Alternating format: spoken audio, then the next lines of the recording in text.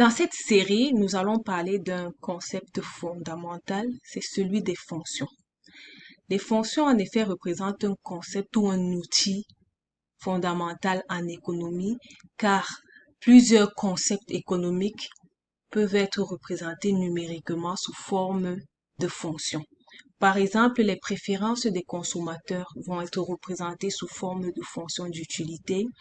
La production des films va être représentée sous forme de fonctions de production et il existe plein d'autres concepts économiques dont la représentation est faite sous forme de fonctions.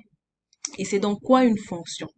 Une fonction va faire correspondre à chaque élément d'un ensemble de départ X, un ou plusieurs éléments de l'ensemble d'arrivée Y. Considérons par exemple notre ensemble X, Y, l'ensemble d'arrivée, comme étant l'ensemble des nombres réels R et l'ensemble de départ X comme étant l'ensemble de paniers de biens X ou de niveaux de consommation dans le panier de biens X. La fonction F va donc faire correspondre à chaque niveau de consommation du bien X un niveau d'utilité dans l'ensemble Y. De façon générale, les ensembles utilisés en économie tels que les ensembles X et Y sont définis dans l'ensemble des nombres réels. Il existe plusieurs types de fonctions et nous allons passer en revue quelques-unes ici qui seront utiles pour vos cours de théorie micro et macroéconomie 1 et 2. La première, c'est la fonction identité.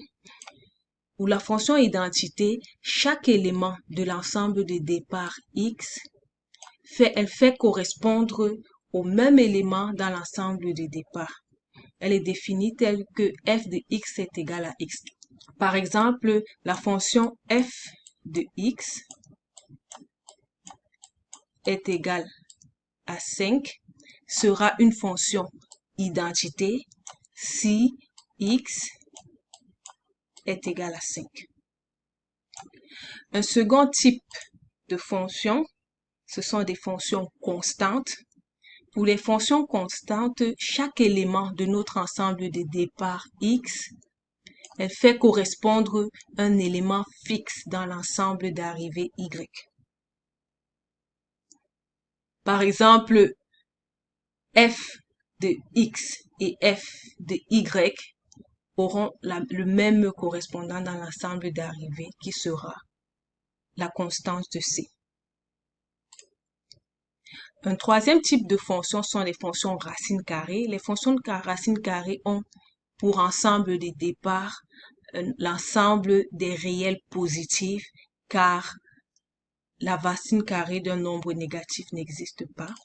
Et le dernier type de fonction dont nous allons passer en revue dans cette série, ce sont les fonctions linéaires. Les fonctions linéaires sont celles-là qui font correspondre à chaque élément de notre ensemble de départ X une combinaison linéaire de l'ensemble de l'éléments de départ, avec M et C étant des constantes. À titre d'exemple, nous avons f de x est égal à 3x plus 2. Dans notre exemple, le M est égal à 3 et le C est égal à 2.